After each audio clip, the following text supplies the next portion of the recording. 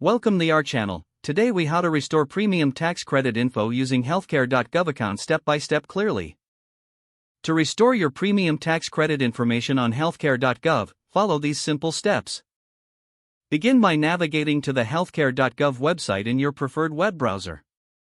Click on the Login button located in the upper right corner of the home page. Enter your username and password into the designated fields. If you've forgotten your password, click on the Forgot Password link and follow the prompts to reset it. Once logged in, you'll be taken to your account dashboard.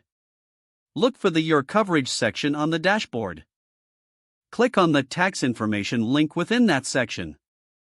Here, you will find options related to your premium tax credits. If your information is missing or incorrect, locate the Update option. Follow the instructions provided to enter or correct your premium tax credit details.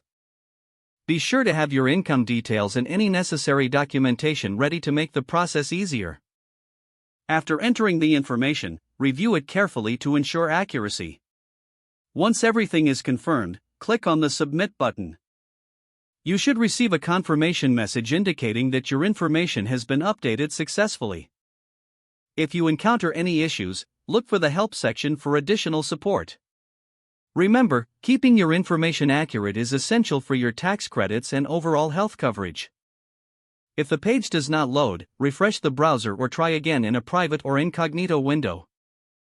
Make sure you are using the correct email address, then retype it carefully to avoid small typos. If your password is not accepted, use the Reset option and create a new strong password you can remember. Check your spam folder for verification or security emails, then complete any requested confirmation steps.